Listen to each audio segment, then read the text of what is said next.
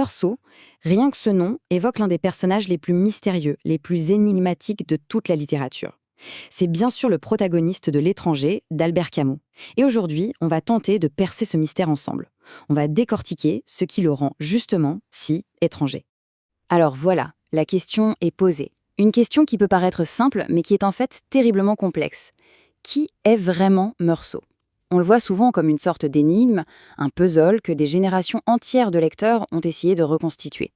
Eh bien, c'est exactement ce qu'on va faire. Bon, pour attaquer ce mystère, il faut commencer par le commencement. La clé pour comprendre Meursault, c'est de voir à quel point il est différent, mais alors complètement différent, des héros de romans classiques. Ce qu'il définit, ce n'est pas tant ce qu'il est, mais plutôt tout ce qu'il n'est pas. Regardez bien ce portrait, ou plutôt ce non-portrait. C'est ça qui est fou.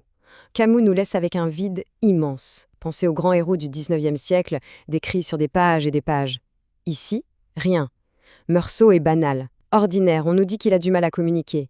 Et son physique ? Passé sous silence. Son identité ? Juste un nom de famille, Meursault. Pas de prénom. C'est comme une page blanche, un véritable anti-personnage. Et c'est ça le point absolument central. La chose la plus importante à retenir sur lui, c'est cette différence fondamentale. Il n'y arrive pas.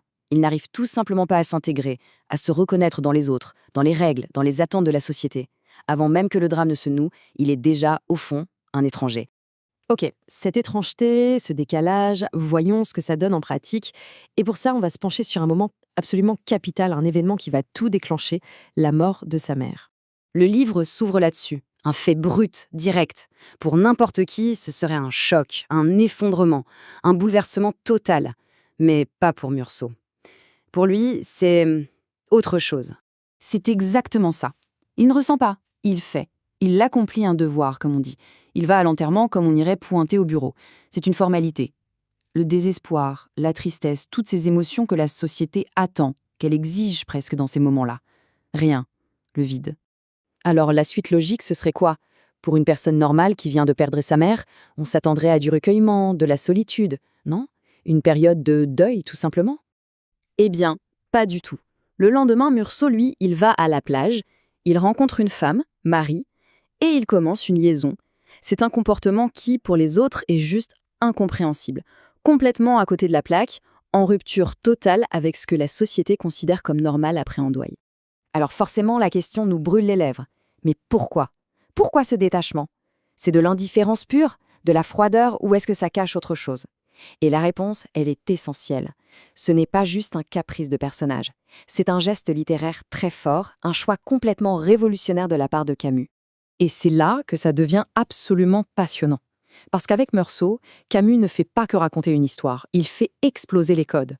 Meursault, c'est la rupture totale avec la tradition littéraire. C'est le symbole d'une nouvelle façon de voir le monde et le roman. Cette comparaison, elle est limpide. D'un côté, le héros du 19e siècle. Il était un porte-drapeau. Il représentait la société, des valeurs partagées, un destin collectif. Et de l'autre, Meursault. Lui, il ne représente personne d'autre que lui-même. C'est l'individu à l'état pur, isolé. Son histoire n'appartient qu'à lui. Elle est totalement subjective. Et ce face-à-face entre l'individu et le collectif, il faut bien comprendre que ça dépasse largement le seul cas de Meursault. C'est le symptôme d'une transformation beaucoup plus profonde, d'une véritable mutation dans l'art de raconter des histoires au XXe siècle. On voit très bien cette évolution. On part du personnage qui représente toute la société, le collectif. Puis, au début du XXe, on arrive à l'individu, au sujet unique. Et Meursault en est l'exemple parfait. Et ça ne s'arrête pas là. Plus tard, avec ce qu'on a appelé le nouveau roman, le personnage va carrément éclater, se fragmenter, au point de n'être plus qu'un simple numéro. Meursault, il est pile à ce moment charnière. C'est lui le grand point de bascule. Bon, après ce petit détour par l'histoire littéraire, revenons à notre homme. Qu'est-ce que ça veut dire concrètement pour Meursault d'être ce personnage de la rupture ? Comment ça se traduit dans son histoire ? Le terme est juste parfait pour le décrire. Un homme en décalé. C'est quelqu'un dont la psychologie, les émotions, les réactions, tout est en décalage avec les normes, avec ce que la société attend. Il est toujours à contre-courant. Mais attention, ce n'est pas par esprit de rébellion, pas du tout. C'est juste sa nature profonde. Et c'est ça tout le paradoxe du personnage. Il est là, physiquement, il vit au milieu des autres, il leur parle, il travaille, mais il ne s'intègre jamais vraiment. C'est comme s'il y avait une vitre invisible entre lui et le monde. Il reste un spectateur de la vie des autres et même spectateur de sa propre vie.